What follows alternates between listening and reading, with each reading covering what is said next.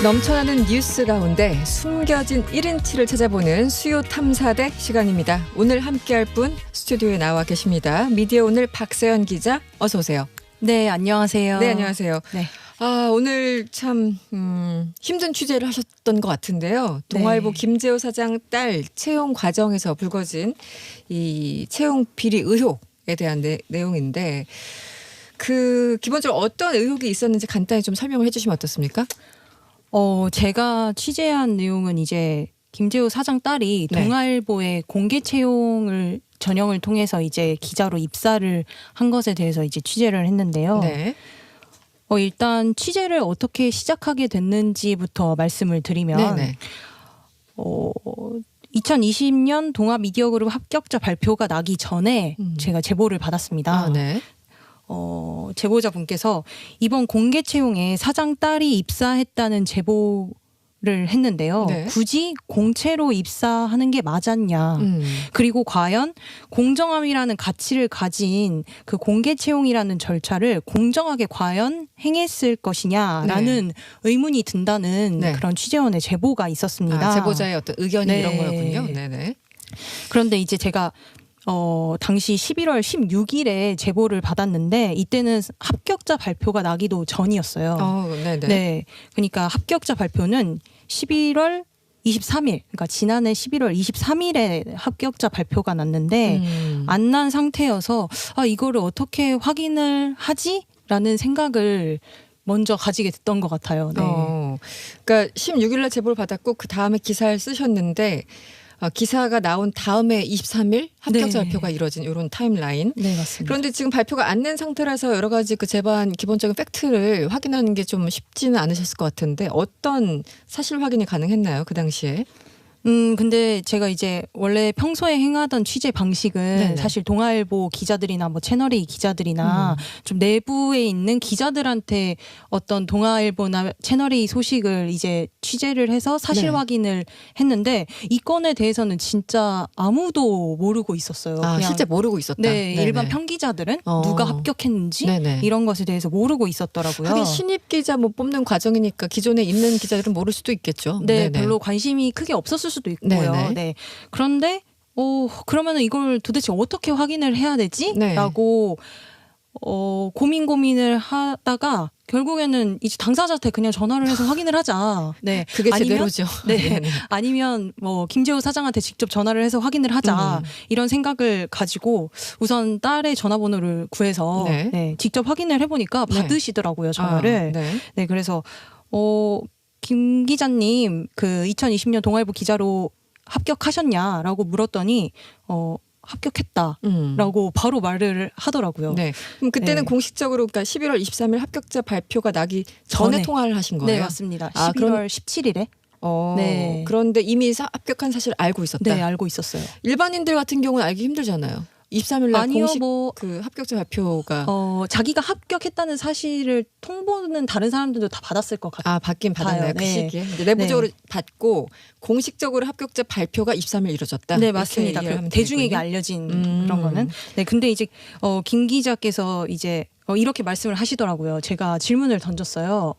아버지가 동아일보 사장인데 좀 이해충돌 문제가 제기될 수 있다. 이거에 대해서 어떻게 생각을 하느냐라고 물었더니 그게 그렇게 큰 문제가 되느냐라고 답변을 해주셔서 좀 네. 놀랐습니다. 이 충돌에 대해서 질문을 하자 큰 문제는 없다고 생각한다. 네네네. 이런 취지의 답변을 받으셨군요. 네. 먼저 하나하나 좀 여쭤볼게요. 공채 과정이었다고 하는데 기본적으로 김재호 사장 딸 인턴을 거쳐서 기자로 최종 합격한 그런 상황이잖아요. 네, 맞습니다. 그런데 먼저 이제 김모 씨가 지원했던 이 DNA형 인턴 이거는 어떤 전형인가요?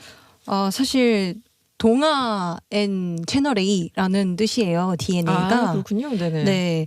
근데 DNA 전형이 채용 연계형 인턴 전형인데요. 네. 원래는 2020년 전까지는 이 DNA 전형이 뭐 2개가 있었어요. 인턴 전형을 거쳐서 네. 채용되는 절차 네. 이거 하나랑 네. 그냥 공개 채용 논술 시험 보고 장문 시험 보고 네네네. 면접 몇 번 보고 이렇게 거치는 전형 이렇게 2개가 있었는데 네. 이번 DNA 전형은 1개로만 진행이 됐습니다. 그러니까 2020년에는 이 하나의 전형으로만 됐다는 네, 거예요? 맞습니다. 어. 그러니까 인턴 기자를 8주 동안 하고 네. 네, 그 평가를 받아서 입사하는 전형으로 이루어졌는데요. 음. 나름 이제 그 동아일보 측에서 채용 설명회를 이제 진행했을 당시에 우리가 이번에는 인턴을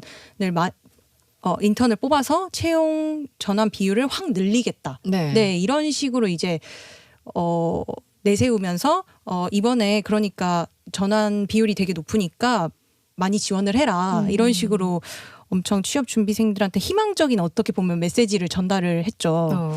그러니까 저도 네. 예전에 신문사 입사할 때 뭐 20년 전 얘기지만 네, 기자 그때 그냥 선배님이시더라고요. 그 서류 내고 뭐 그 뭐죠 진짜 말 그대로 시험 보고 네. 뭐 논술 같은 것도 받고 마지막에 가서 이제 사장 면접이라는 아주 일반적인 과정 거쳐서 했는데 그동안 어쨌든 동아일보는 2가지 유형이 있다가 네. 작년에만 이 DNA형 그러니까 인턴과 채용을 연계하는 그런 방식으로만 사람 뽑았다. 네, 맞습니다. 그분도 좀 특이점이다. 네.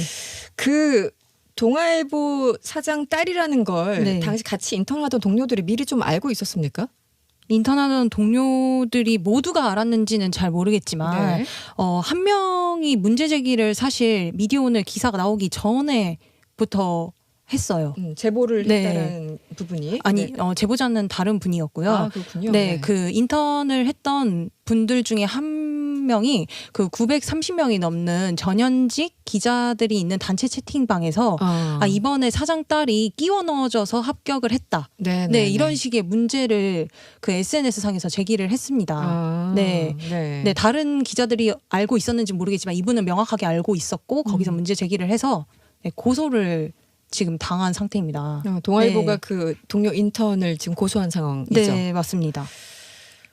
문제 제기를 했다고 고소를 한 상황. 네, 일단 그렇다면 이 과정상에 아니 그러니까 뭐 공정한 과정을 거쳐서 정말 실력이 있으면은 그 뭐 어디라도 누구라도 갈 수 있는 건 맞는데 네. 기본적으로 이제 과정상에 뭔가 문제가 있었다라는 그런 문제 제기인가요? 어떻습니까? 네, 네, 맞습니다. 네. 그러니까 그분이 사실 김재호 사장의 딸이 합격했다는 걸 어떻게 알았냐면 이미 아버지와 인스타그램이랑 페이스북에서 네. 다정하게 대화를 공공연하게 나누고 있었어요. 모를 네. 수가 조금만 더 관심을 가지면 모를 수가 없는 사실 사안이었거든요. 그 부녀지간이라는 네, 사실을요? 맞습니다. 네, 그게 너무나도 드러나게 공공연하게 그런 SNS 상에서 활동을 하고 있었기 때문에 이 인턴 기자는 바로 알 수밖에 없었어요.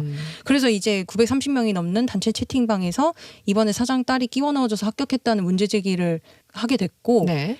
그렇게 문제 제기를 한 사람과 또 미디어오늘 기사가 나가고 나서 네. 언론인을 준비하는 고시생들이 모여 있는 카페에 네. 누가 또 이제 문제 제기를 막 하는 글을 올렸더니 그 사람까지 총 2명을 이제 동아일보 측에서 고소를 했습니다. 그럼 기본적으로 이제 과정상에 어떤 문제가 있었다라는 거죠? 공정함에 대해서 이제 문제를 네. 제기하는 거잖아요. 네, 근데 맞습니다. 뭐 그 인턴 중에 뭐 가장 우수했다 그러면 이제 뽑힐 수도 있는 건데 네. 뭐 여러 가지 이제 면접도 있을 테고 여러 가지 과정 중에 어떤 게 가장 문제가 됐던 겁니까? 이분들 입장에서는? 일단 언론고시 준비생들이 동아미디어그룹에 입사하기 위해서 자기소개서를 네. 1만 1000자를 넘게 썼어요. 또 네.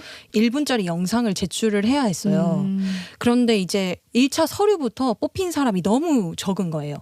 네네. 네, 근데 2019년까지 동아미디어그룹 DNA 전형에 지원해서 1차 서류에 합격한 사람은 사실 언론고시 준비생들 중에서 좀 많은 편이었어요. 네. 근데 이제 2020년에는 너무 협소한 거예요. 그래서 주변에서 야, 그 서류 전형 뽑힌 사람 있어? 진짜 있긴 한 거야? 라는 말이 돌 정도로 너무 조금 뽑았던 거죠. 그러니까 과거와 네. 그 전년과 굉장히 대비되는 숫자를 뽑았다라는 네, 거군요. 맞습니다. 네. 30명 안팎이라고 하는데요. 네. 네, 그리고 서류 전형에 뽑혀서 뭐 필기 시험을 보고 그 인턴 과정을 할 사람을 추리는 과정이 있었는데 네. 그 과정에서도 약 13명 정도 뽑혔다고 해요. 네. 그러니까 아예 애초부터 사장 딸을 그 뽑기 위해서 이렇게 그 인원수를 좁힌 것 아닌가라는 의문이 먼저 1차적으로 제기가 되고요. 네. 2차적으로는 어쨌든 그 동아일보 채널이 최종 면접까지 본 친구들은 네. 최종 면접에서 김재호 사장을 봤다고 주장을 합니다. 지금. 네, 네. 그런데 만약에 그 최종 면접 전형에서 아버지가 있었다면 그건 또 이해충돌이죠. 아버지가 네, 네. 만약에 없었다고 해도 네. 김 씨, 그 김재호 사장의 딸인 걸 몰랐을 수 있을까 다른 면접관들이. 임원들이, 네, 맞습니다. 면접관들이. 네. 그러니까 기본적으로 마지막 최종 면접에서 다른 사람들 일부는 김재호 사장을 봤다라고 얘기를 하고 있고 지금 최종 합격된 그 김재호 사장의 딸은 당시에 김재호 사장이 없었다고 얘기를 하고 있는 겁니까? 지금 그 부분도 좀 의견이 엇갈리는 건가요? 네, 김재호 사장 측 그러니까 사측이죠. 네네. 네, 사측 입장은 김재호 사장은 딸 면접에는 참여하지 않았다. 아, 딸 라고 면접에는 네, 주장을 하고 있는데요. 그렇다면 과연 주변에서 있던 그런 임원진들, 그러니까 김재호 네. 사장을 비롯한 다른 면접관들은 네네. 김재호 사장이 만약에 그 면접에만 참석하지 않았다면, 그 김 기자의 면접에만 참석하지 않았다면 오히려 그걸 더 이상하게 여기지 않았을까요? 네. 그러니까 결국은 어쨌든 아름아름이든 뭐든 뭐 다른 면접관들은 그 특수관계라는 것을 몰랐을 리는 없다. 왜냐면은 이제 다른 인턴들도 아는 상황이었기 때문에 그렇게 추정해 볼 수 있다. 이런 네. 말씀이시군요. 네, 맞습니다. 그런데 이 채용 과정의 공정성 논란 저도 이제 미디어 오늘 기사를 읽었었고 그러면서 같이 언급되는 사건이 있었습니다. 최근 이제 PD수첩이 좀 집중적으로 주목한 부분이긴 한데 2014년에 꽤 오래 전입니다. 이 자유령 사립고등학교죠. 하나고 입시 비리 의혹이 같이 거론되던데 이 사건이 다시 주목받게 된 이유를 좀 설명해 주시면 어떻습니까? 네, 사실 2014년에 이미 한 차례 고소를 한 적이 있습니다. 전국 교직원 노동조합에서. 네. 그런데 이때 당시 그냥 사건 수사가 흐지부지 끝나고 그냥 무혐의 처분이 났어요. 그런데 2019년에 다시 정교조가 김재호 동아일보 사장을 비롯해서 하나고 교장 등을 다시 총 4명을 다시 재고발합니다. 그 네. 이유가 네. 김 씨가 이제 하나고에 편입학할 때 면접 전형을 진행을 했었는데요. 그때 당시에도 네네.